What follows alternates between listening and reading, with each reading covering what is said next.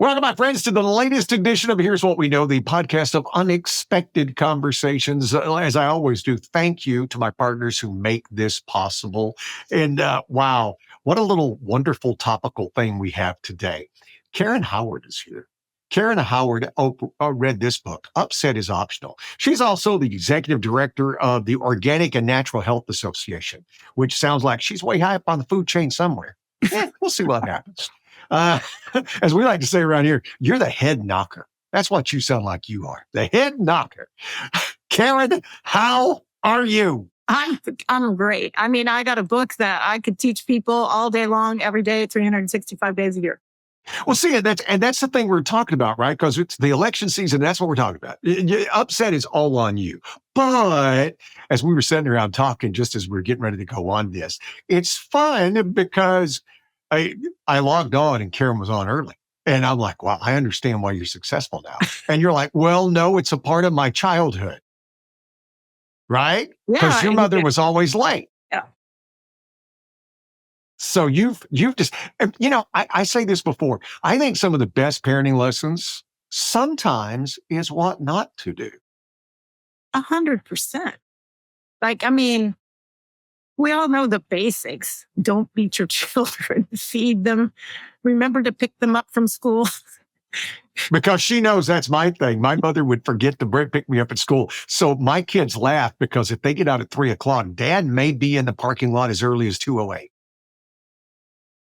It's like you say, though. I mean, when things happen to you, you learn from them. And then you have a choice. You can either carry it with you as pain your entire life. And I was not the love child. I was the accident child. You make that story up. Mm-hmm. Or you can flip it around and you can create a totally different story. And it's really all within your power.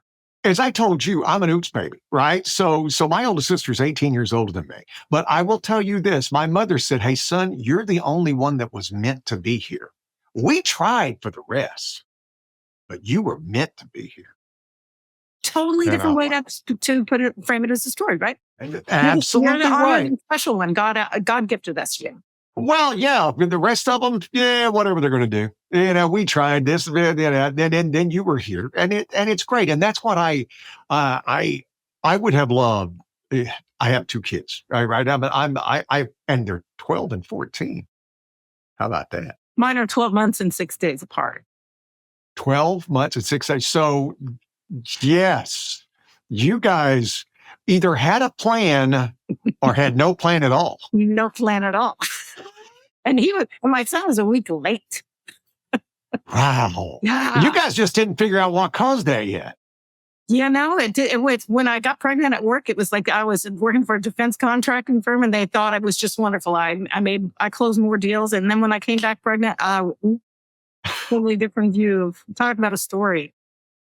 Wow. Isn't that crazy what life does and where it puts you and how you handle it? Because that's what you're talking about, how you handle everything like that.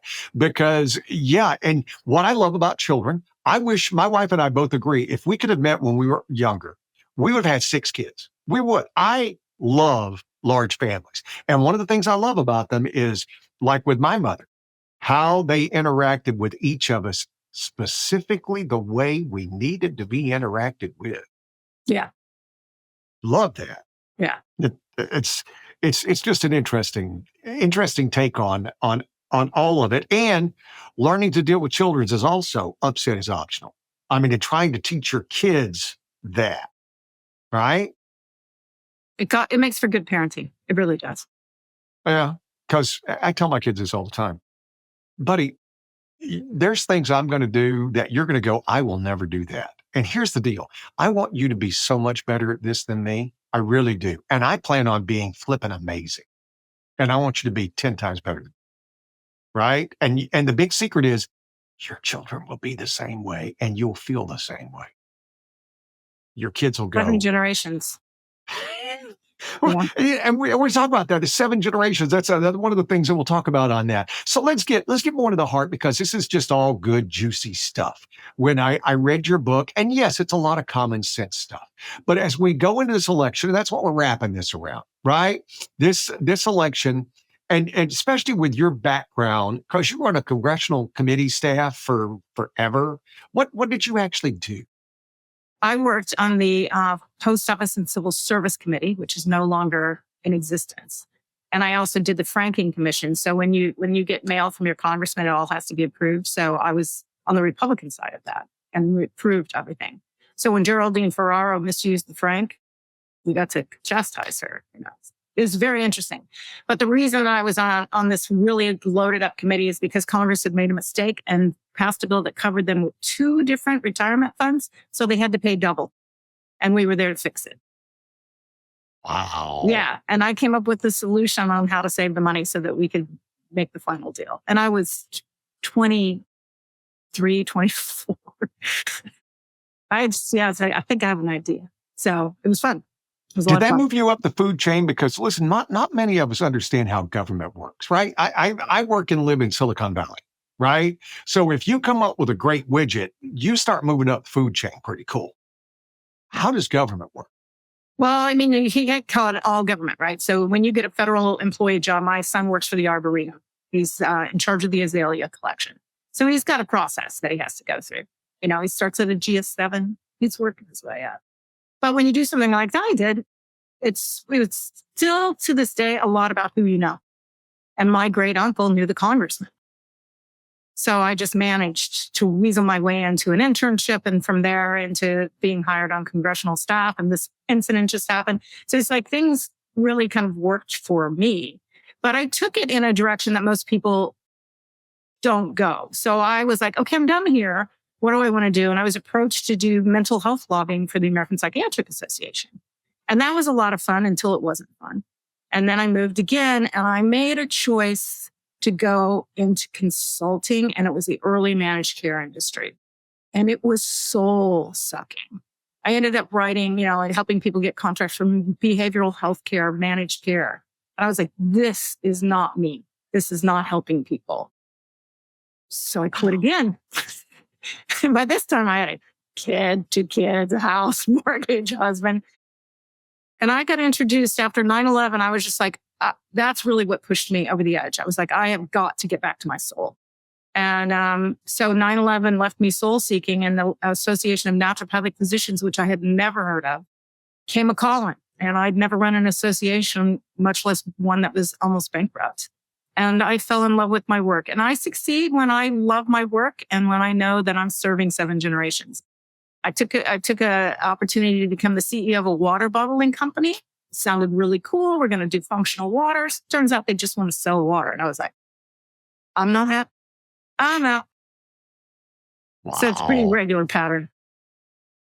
Isn't that crazy? I mean, I literally talked to a CEO of a tech company, and she took this job. She left one of the big companies to take this job. And I told her, I'm like, on paper, there's no way you should have taken this job. I don't know who the heck was advising you, but if I'd have known you, I'd have said, hey, have you seen what they've got going on right here? And she's like, yeah. And the same thing with me. I got fired once in my entire life. I got fired after I had great ratings, the whole thing. They called me in, thought I was getting a bonus. They fired. Turned out to be the best thing that ever happened to me. Mm-hmm. Because it led me to the rest of my life. But when I took the job here, on paper, never should have taken it. Mm-hmm. But that instinct of whatever it was, I listened to it and it turned out to do that. Is that, and again, I'm asking you, I'm just basically on your experience, not your expertise, your experience. Is that learnable? I think it should be normalized. Normalized? I think that we spend too much time. If I watch my kids, and I'm like, do what you love. We say that. And I don't know that we really mean it or if we're helping them understand what that means. Because I could love to eat ice cream all day long and that really wouldn't serve any purpose. So I think my son has really found his space, with plants and being in that and now research. And it's lovely to watch him take that road. And my daughter is a smart, hugely smart person who's doing data, but she hasn't found her lane yet. She's working it. She's still young and doesn't understand her potential. So I think I think teaching our kids to be brave and understand themselves, they don't always have to jump. They've got good advisors. Their parents are there to help, is something we need to be more mindful of, instead of go get your degree, get your graduate degree, then you're going to make a 6-figure income, you're going to buy the house. Those expectations can cause a lot of suffering. I think we have to redefine what success means, right? Because I think that's where a lot of anxiety happens. I think that's where a lot of stress comes into factor, because just you were just saying, you need to go to this school and you need to major in this. Listen, you do what makes you happy, but then readjust your success. If you get a master's in French literature, the odds of you being a gazillionaire are really small.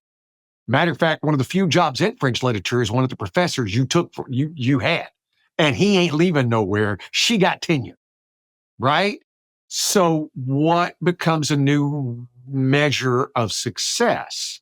And again, that goes back to me, some of the things that you had talked about in your book, when it goes from that I think that's where that could be a little bit more space created.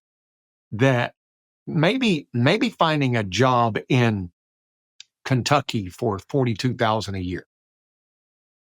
And if you can find a lane there and you're doing work you love because you love French literature, well, then there you go. But then you don't get to turn around and go, but I don't have a 6-bedroom house. And I think that's where I think we send we send ourselves wrong signals. We do. I mean, we all have some sort of level of expectation. Like when my mother passed away, my brother said, take mom's car. If you take care of it, it'll be the last one you have. I come from a long line of car dealers. And it's like cars were like, no. So it's that expectation that people have, and expectations are really the original form of all suffering. I'm convinced, when you have an expectation like that. And I don't have any. Like, I feel really fortunate to have had the experiences I've had. I love my place. I love my dog. My car's great. I know when my dissatisfaction level hits, and I know why now. But, I'm old. I've had the advantage of the experience. Oh, shut your young face. All 64 years of it.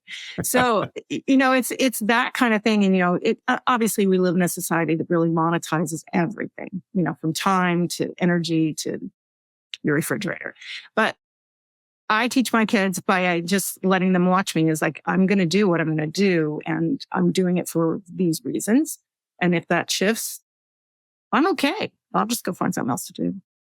When did you learn that? Because right. Yes, I'm getting ready to say, because you were 20 something and you did this thing at the post office, and then you got this whole thing with the psychiatric, and that didn't turn into what you wanted it to be. It was very different. So my original goal in life was to be the first female speaker of the House of Representatives. I'm a ridiculously political animal until, somebody beat me to it. But actually, when I realized I was going to have to live in Springfield, Missouri, the rest of my life to accomplish that goal, I changed my mind. So, I was going kind of down that kind of rabbit hole that you do in DC, leave the hill, lobby, do this, consultant, making good money. And then that's when 9/11 happened. And that was living in DC, going through that. My husband was, at the time, was teaching a school over in Ward 8. He couldn't get home. I couldn't get to the kids. People were trying to call. Nobody could get through that. And that aftermath of 9/11, when now my old neighborhood is in the no-fly zone because it's too close to the White House. I've been here over 40 years. So I could not go back to that world and do it that way anymore. And I was led to new teachers and new experiences that changed my life. Wow. And again, you never know what is truly going to change your life. No, I mean, and when you talk about, one of my favorite sayings is, nothing ever turns out the way you think it will. It just doesn't. Whatever you think, it's not. Good or bad. Good or bad. And when you think about 9/11, for you, especially being in government, that had to be, because I was on the air. I was literally on the air when the planes hit, right? And can remember every second of it and how it changed. But I wasn't in government. I was a civilian looking out. Now that you've been out in the civilian world for a while, Can you say there was a difference being in government during a time of attack like that? Well, I don't know if it was rather in government or if it was just, first of all, I feel like I'm always in government here. And I do still work the Hill and do those issues. But I think just being in DC, being in New York, being, those places where it happened and knowing that you actually have that experience of your country being attacked in that real world sense. And my best friend being at the Capitol and knowing later that that was the target for the other plane. I mean, that stuff does not leave you ever. And having young children and having conversations in your backyard with your neighbors about, yeah, we're just, we were tenting everything in the basement, buying the iodine pills, stashing the food until the kids found out there was a new stash of food. And it was like, when it happens again, because it was, what's going to happen again? When it happens again, we're not going anywhere. That'll be it. That'll just be it. And it's hard to explain because my children were younger, but because there's a generation who are in college who 9/11 is history. Yeah. It's history. But I do say you can relate because the same kind of unknown fear happened with COVID. Absolutely. Right? Yes.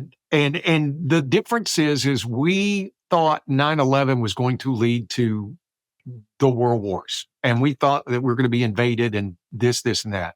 And COVID, we just knew nothing. That for the wild, remember they expected to have 3 million deaths in a month. Never happened, thank God. Right. But that was the kind of stuff we were expecting. We were expecting to see people just fall dead in the street. And that led to that fear. That led to that. There were stunting growths. And I think parents, I kid about the helicopter parents, but you can see where that really started to turn into something. When you became convinced that, well, no, I can't let them go down to the park by themselves. Are you crazy? They're 10 years old. No, it's 3 p.m. Who knows what could happen? Unlike us unkept children who just roam the streets day and night. We're supposed to be in at some magical hour that we didn't know. No, it's so sad. And you're so right. I mean, for me, there was kind of a sense of peace, like everything's no planes at National Airport, which is right outside my windows. But I saw and that isolation, I think it's just having still such a long-term effect on people's ability to be bold, be brave. And maybe that's part of the reason that the book waited so long to get published in terms of being able to figure out how to be your best self and what might be holding you back, in terms of all the things that we get upset about now. Are they really worth the effort? We have to ask those questions. Well, and that's exactly right. That's what I loved about the book. And I applied it to myself. And I love when you took the political angle. Because the truth of it is, ever since I've been alive, and I'm a student of history too, and I love history, every election is the most important election in the history of mankind, right? When it comes to the United States. By the way, one side always lost. Yes. And the world's still here. And I know we sit back and we make this election because, it's in sports, they call recency bias, right? In the mean that we only care about what's recent. We forget about what happened before. And everything is so contentious. Thomas Jefferson despised George Washington. You need to know that, right? Everybody hated Jefferson. This has been, and they viewed each other as villains. Right. This is not new as we go into this election. This is just, we finally have the technology that everybody gets to spout their attention. They're not attention. They get to spout their opinion. They get the attention. Yeah. I mean, I think that politics has always been, it's a sport, and I think people forget that. The difference I think now is that the stakes are so incredibly high and people are so connected that they, for probably more than any other time in our history, feel like they have a vested interest in it. So that's the good side, that people are getting upset and actually awake instead of not voting. Now I fear that we might hit a cusp where people are like this. I don't know if you've noticed it, but in many of the interviews I've done, nobody even mentions the presidential candidates' names. So as a result, there's this swath of 50 to 60,000 people who are showing up in the polls in the margin of error. Until this debate, the margin of error there were no poll results because everything was in the margin of error. Yeah. 5 to 6 states, 50 to 60,000 people. That makes me nervous. Like, more people need to vote, not fewer. I may not agree with you, but this is not a time to be a sheep. And because it is unusual, it is now precedented, but it is unusual for someone to go straight to the top without working the ladder up and running through however many election cycles, even if you're starting as me. First time I ran for office, I was second grade safety council. So, we can't ignore all these down votes to just not happen. And that's why we're having problems with our school boards or, you have to be a participant because this is what you got. This is all we have. And I think we should feel fortunate that we have it because too many people don't. Well, and I'll throw in this caveat. Read something, pay attention, research something. Don't let the first time you see a candidate's name be in the voting booth. Don't let the first time you see a resolution or a law or an amendment be in the voting booth because you are doing nothing for yourself. And you don't even know if you're voting for what you really want. That is true. And I don't vote just because of TikTok. I tell you what, I don't think anything should be banned, but if I could ban anything, it'd be celebrity endorsements. Oh, I think that is so disingenuous.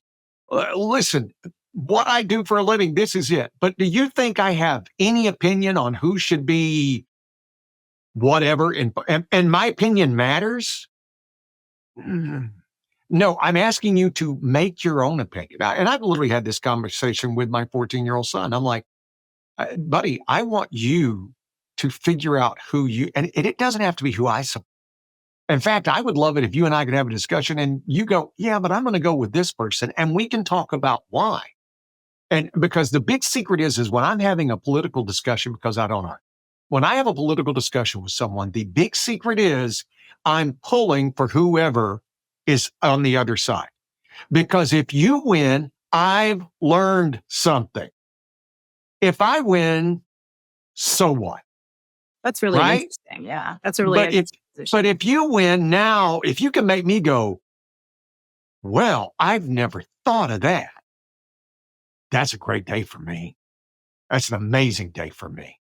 Right? But if I just get to espouse my own views, who gives a darn? Well, I changed my parties. I was a Republican and now I'm a Democrat. And now I don't even know what I am.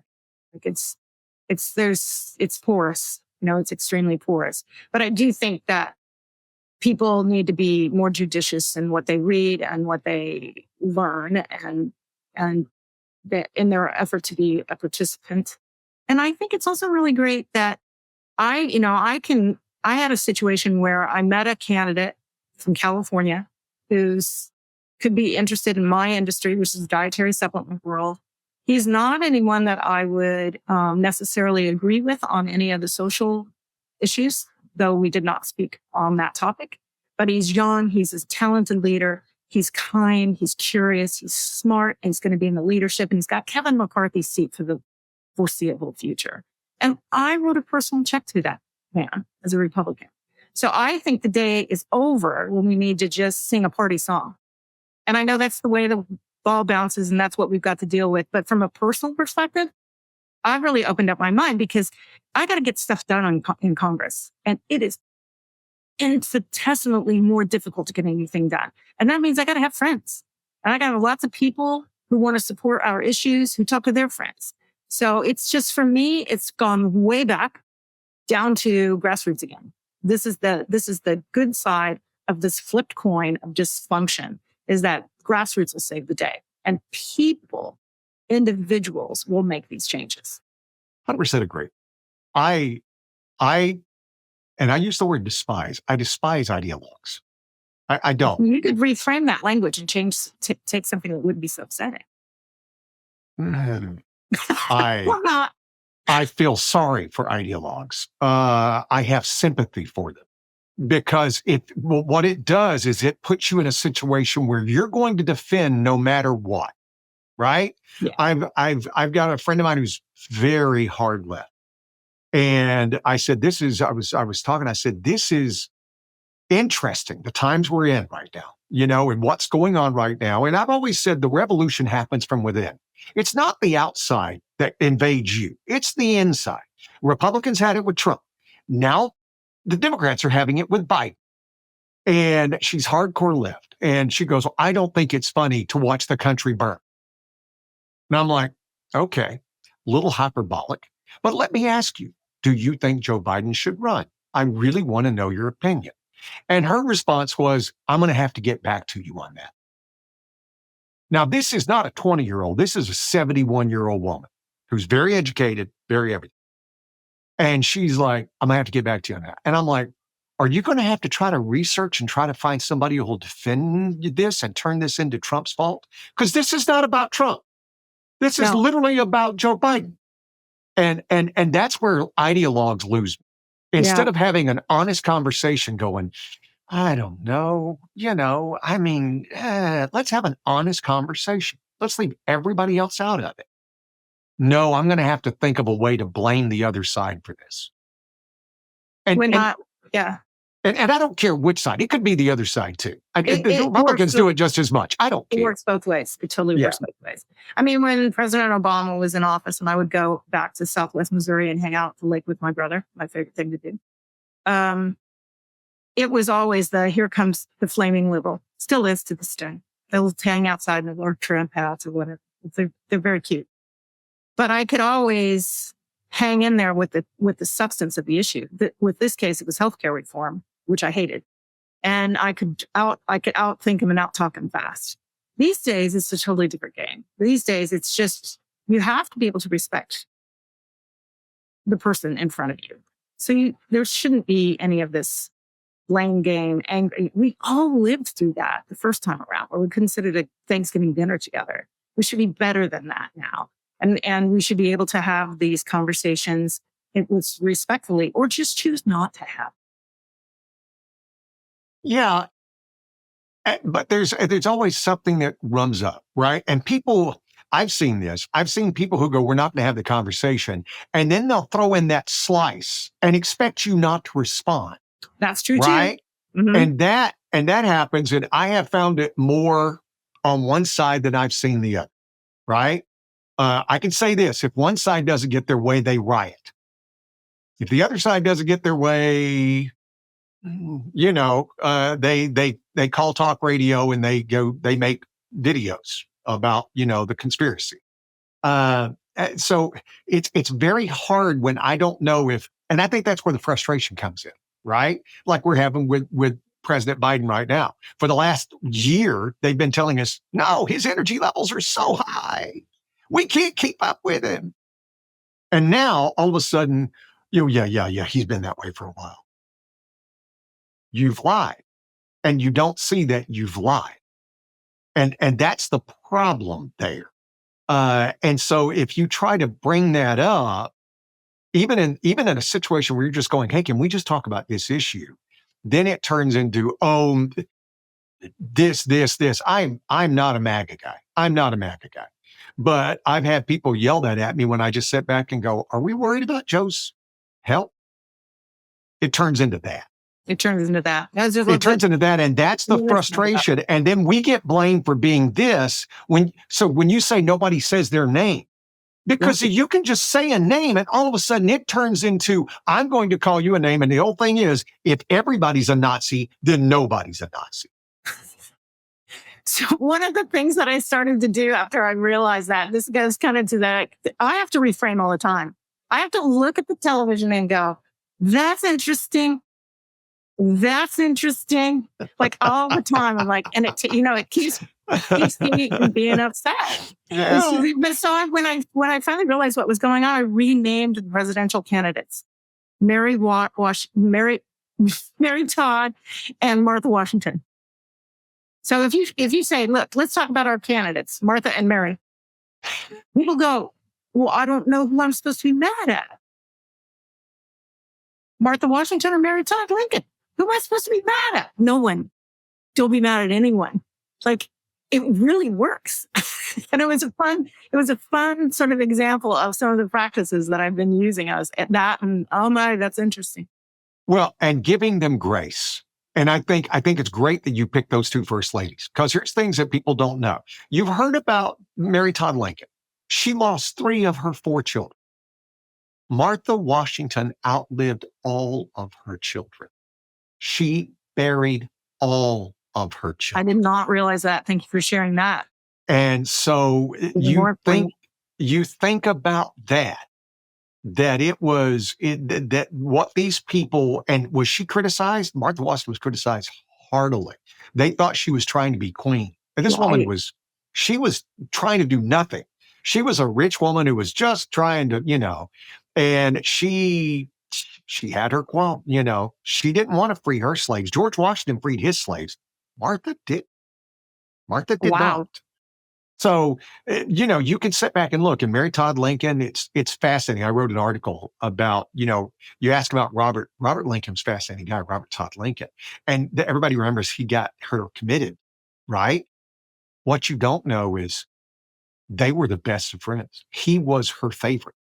And when he put her in, because somebody said that, he did it for financial reasons, because Lincoln left a sizable estate. He paid for her stay in the asylum and grew her accounts without touching a dime. Wow. He did nothing but do right by his mother because he adored her and felt for her. Right? So, and he planned on being buried in the family plot, but his wife, when he died, said, unlike your brothers, you had a family. You built a life. So we're going to bury you with your family. Right? So I love that you gave me that. So that's what I was thinking, is that you have to give grace. If you can give grace, and one of the things you say in the book, and I do this all the time, create a backstory. It doesn't have to be true. No. But it helps. It's one you can live in. Mm-hmm. It's one you can live in. And that's some of the things that you say. Let's get into some of the meats and meats and potatoes. I'm hungry. Can you tell? If you're looking for Western wear, you need to find Winchester Western Wear at 1185 South Bascom Avenue in San Jose. You're not going to find the perfect outfit at the mall to the outlets. Come to the place with over 40 years of experience and all the top name brands like Ariat, Justin, Stetson, Tony Lama, and more. When you go to the great country shows at Shoreline, SAP, Club Rodeo, or Clola Shans, you'll be looking your best, from boots to hats to everything in between, with a knowledgeable staff that'll make the entire experience a fun one. Find them online at winchesterww.com. That's winchesterww.com. Or put this in your maps, 1185 South Bascom Avenue in San Jose. Winchester Western Wear. They'll help you find a look you love.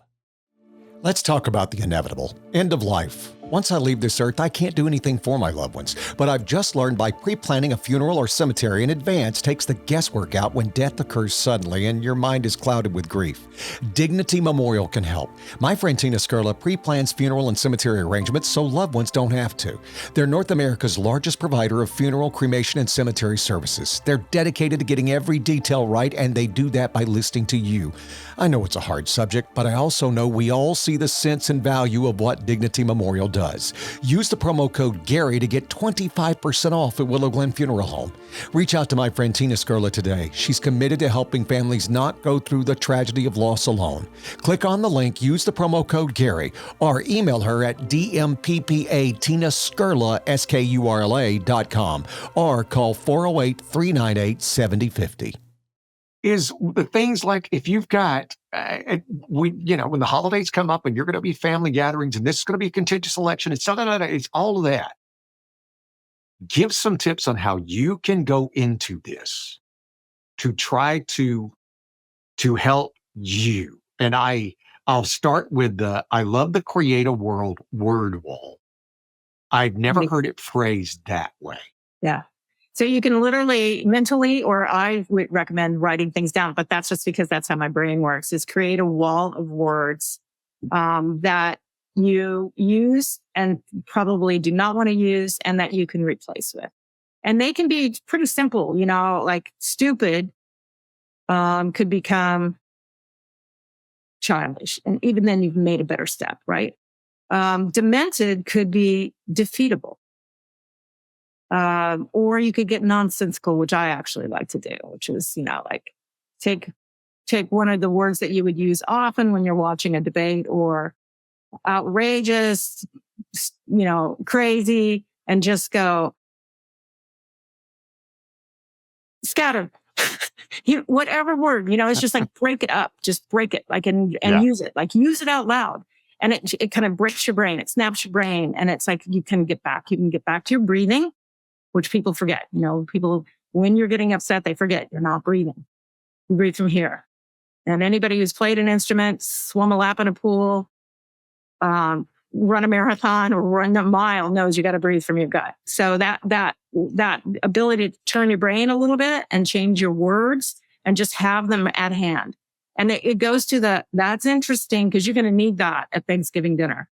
Your gravy is going to go everywhere if you just sit there and are planning your response. So being an observer in your body and being you don't have to take it in, but just being an observer and being able to pick and choose where you want to insert X word is wise. And sometimes it's just better not to say anything. I don't recommend that families quit talking to each other at the dinner table. But I also think that we're old enough and experienced enough with this now, we can also set some guidelines. Hey, I throw this in. How about actually listening? Deep listening. Even if they don't agree with you, listen to what they have to say. And I've done that. I did that recently. We were talking about COVID and we're this and that and that and that. And instead of going, here's my view, I'm like, let me listen. Deep listening is the key. And then when I listened, it turned into anger. It turned into, I'm so sorry that you have done this to yourself. And I didn't say that to them. Right. I was just like, I am so glad I don't live in your, and I love you. These people I love.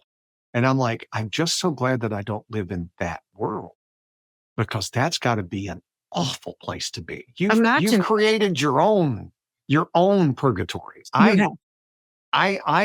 just, I'm gonna go for a run and I'll see you later. I mean, we do this to our children, our small children. When they come in and they're crying or they're, upset or whatever, we sit them down and we listen to them. We have to. And they have our total attention. But when we become adults, we're sort of talking past each other. Mm-hmm. And we can't do that anymore. I think deep listening is, it's a big piece of the book. It really helps. It helps me as much as it helps the person that I'm listening to. That's how I feel about it. Well, and I like because you give examples in some of the books, how some people come in with their own expectations. The lady that stands out with the one who was of African-American descent. She got adopted into a white family.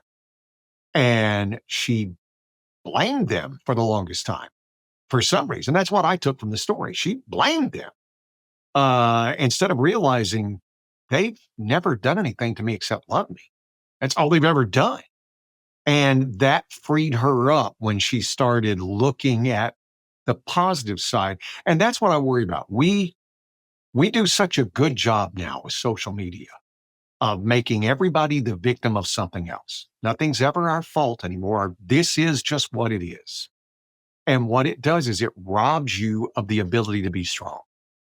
It robs you of the thing. You're old enough. You remember that Suzanne Vega song, Luca? My name is Luca, right? And it was a song about child abuse, right?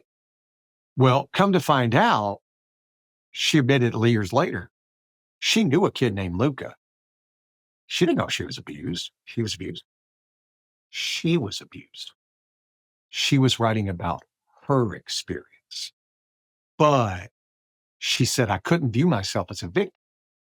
And it freed me up to write this song, where if all I had become was the victim of abuse, that's all I'd ever be. So that's what I loved about one of the stories. Once we free ourselves up from what we think everybody else thinks or feels or whatever, there's a lot of strength and power. a lot, a lot. And sometimes it takes time to do that. Sometimes you have to put yourself sort of in a box, like if you're really angry, I had to do that. I had to put myself in a box and I couldn't find my way to what you're talking about because I was so frustrated and angry and I couldn't make good decisions. And I had to wait until my mentor said to me, I think it's time you find a new story. Because the partner the guy you work with who went sideways on you during a meeting because you were a little late, He's very right? good friend. And I could feel your frustration. When I'm reading it, I'm like, oh, hell no. Which, it's people I joke in the industry about who it is. I'm like, if you know me, you know who it is. So, he knows. And I also realize this. I understand the difference between the sexes. I realize as a man, you get to go, oh, hell no. Now, I don't know when this happened years ago, but I also knew that there would have come an association with you if you'd have done that. I don't think as much now. I'm not saying everything's perfect, but everything's better.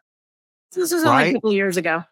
And so still, but right? I mean, so that like I said, I admired your patience at the time, and I admired the way you handled it as far as this should not happen again. But wow. Right. And removing yourself, because what happened is you had to sublimate. You had to accept the blame and everything else, even though everybody knew he was being a complete asshat. Well, I didn't take it like that. That's interesting because the way I felt about it, certainly in the time, and I can put myself right back in that conversation, that exact same chair. And I just went, whoa, I'm not taking this in. I am not. This has nothing to do with me. It is not me. And it's so inappropriate. I'm not even going to challenge it because he's too upset to do anything about it for whatever reason. It didn't have anything to do with me. And so that's when I sat back and with that ability to be an observer, I could sit there and plan what it was I was going to do to stop this for everybody else. Because nobody else wants to hear this. It's one thing that's just him and me, right? But now I got a whole room full of people who have to listen to this. So I think it's kind of like getting out of my marriage. It's like, I don't want to hurt people. How am I going to remove myself from a situation without hurting anyone, without, leaving damage behind? And that's really important and something that I have come to truly challenge because my mom was one of those people who would walk through the room and just set things on fire. So I didn't want to live like that, Well, and sometimes, and again, this is just me talk. Sometimes you can't not make people angry. Sometimes you just have to accept that they're going to be angry. I was doing an interview the other day. Somebody asked me, "What do you think was the key for your success when it happened?"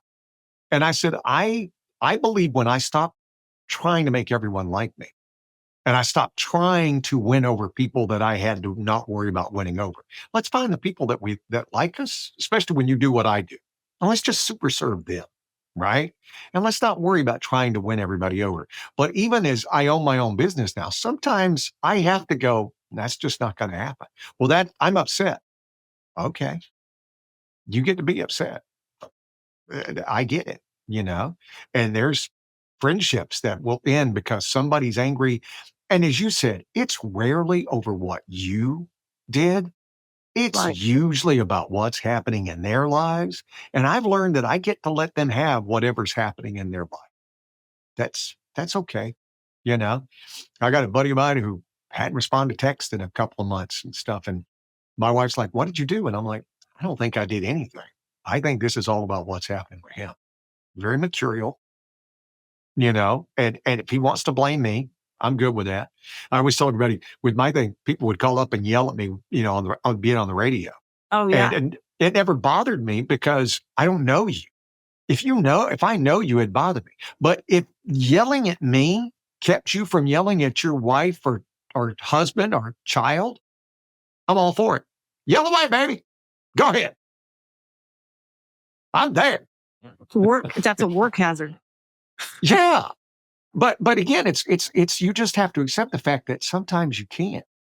Yeah. That you cannot make everybody end up with the happy ending. As a matter of fact, most stories, as I said, George and Martha, Washington, it didn't end up with a happy ending. The Lincolns, you can go throughout history. Rarely were there happy endings. Well, I think we're really abnormal in this political environment too, and that things are so awful. But because you're a student of history, that's not true. Things have been awful many times. From the beginning. Let's be clear. They knew slavery was wrong when they were doing it, when they were writing the Constitution. It had been pretty much gotten rid of in the rest of the world. So to think that, it's worse now than it's ever been. Can you imagine what the Civil War was like? I cannot. Because we can't. We cannot put ourselves in the thought of the Civil War. Hell, we can't even think, because you and I were children, but we still remember the contentiousness of the Vietnam War. Yeah. Right? And yet that's what I said about recency bias. We all think because I'm here, now it's the worst it's ever been. The truth of it is, in December, the world's still going to be here. Life's going to go on. You're going to celebrate Christmas or Hanukkah. You're going to look forward to the new year. You're going to get your kids ready for school. That's the truth of what's going to matter. And how do I know? Because I have empirical evidence. You have nothing but theory. I have empirical evidence. That is a good point. Yes, absolutely. So and I do want to touch on the serve the 7 generations. Yeah. Where did that come from? And I thought that's brilliant. I really, really enjoyed it. Well, so I had my mentor, Bob Duggan, was a really amazing man. And this came up, this concept of 7 generations. But it wasn't until I actually had the ability to sit and listen to drumming at the Washington Monument by 7 grandmothers of 7 different American Native tribes that I fully found the impact of it. So what it's designed to do is it's like, I'm going to serve 7 generations. I'm in one right here. But there were 3 before me that got me to where I am today. And I have an obligation to the 3 that are coming that I may never know to do the best that I can do in this space. And that's my lane. And that's how I know if I'm in the right place. And if I start to go, does this serve? I know that I'm in that space where I'm being critically thinking about, am I doing what I believe most in life? And I will walk. Now, I think I did that when I was younger. I just didn't know why.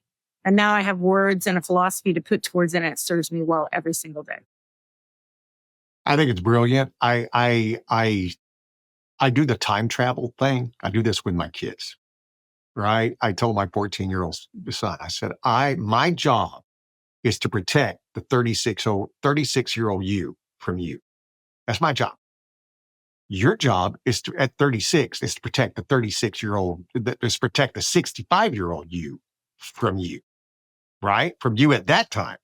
That's your job. And if you can do that, I also tell my children, I live my life where you won't be disappointed. Yeah. Because if I live that way, you won't be disappointed, then that means your children won't be disappointed in me either. And that means probably my grandparents, and they won't be disappointed. So that's why it resonated with me, because I'm like, it fits into my worldview. Yeah, that's the perfect example of how to use it, right? So I never knew my biological father. I only met him once. And yet there's a lineage there. Like when I finally did my DNA, I'm like, oh, okay, Irish, got it. It's like 60% Irish, 20% Scottish, and 10% German. I'm like, so there's a whole element of my past and my history that I don't have any knowledge of. I'm trying to get to Ireland now, since COVID. Hasn't happened yet, but it is the plan. So I think, that's one more piece of being, sort of romantically caught up in the fact that it's real. It's real that these people lived, breathed, and what happened to them is part of our DNA. And I love that. I love that story. And that I have that ability to leave a legacy, not in what is in my will but it's through my work, through my kids, through their kids. That to me is meaningful. And that's the reason to be on the planet and even to continue to vote. Yeah. Listen, you know, the practical aspects. my goal is, and it truly is, I want when my grandchildren, matter of fact, my great grandchildren, when my great grandchildren, if they're self aware enough to go, hey, grandpa, what was your dad like? I want a smile to come on his face and go, let me tell you about that old fella. Right? And that's what you live for, is to go, that's how I get to live forever. Right? Because we're only 100 years from now, nobody's going to remember Gary Scott Thomas and nobody's going to remember Karen Howard. And that's okay. That's That's what fine. makes That's that's fine. what makes the Lincolns and the Caesars and the Jesuses, and that's what makes them unique in history. Right? Because the rest of us, we get about 100 years where people can remember us. So let's try to live through that and get into it. I just think the story about your father is fascinating. I'm like, wow. And people's backstories. I have a close friend of mine. I just found out his father passed. I didn't even know anything about his dad. His dad divorced his mother when they were 2 and really had no contact with him. And then went and started another family and had a whole family. And they said his family, they said, wow, he's great. And he goes, my memory is he left us. I'm like, oh, I didn't even think about it. Yeah. So for you, that's Also, even, really interesting obituaries to write. no, right? Very complicated. You know, that it's like this whole obituary talking about, oh, this. And at the end, also survived by sons, because it was him and his brother. And that was it. I'm like, wow. Like, And I never, something missing there, It's like, and once you have children, don't those stories become harder? yeah, they Where do. you're like, what were you Yeah. So my thinking? daughter found because her generation, she found my biological father's obituary. I didn't know he was still alive. And so I'm like, having written a couple of complicated obituaries now, I was immediately on that obit. And I was like, wow, this guy was married 4 times, children with all 4 marriages, according to what I know. And only one family was in that obituary. It's fascinating. And he outlived my mom by years, and she would have had him in the grave, 40 years ago. Wow. Mm-hmm. Isn't that crazy? It's crazy. It's Are crazy. you going to write that book? I also have a book of fiction, so that could go in there very easily. But Yeah, yeah, but I mean, from an emotional thing, from, upset is optional. I mean, taking the lessons of this and writing that book, have you considered it? it's such a great. It would be a complicated book to write, mostly because I'd have to be tracking down people I have no idea who they are. But I felt like it was interesting that you asked, because I felt like once Dad and I had that last conversation about, I'm good. I don't need. I'm solid. I know who raised me. And then when he died, my mom said, well, she's not his real daughter anyway.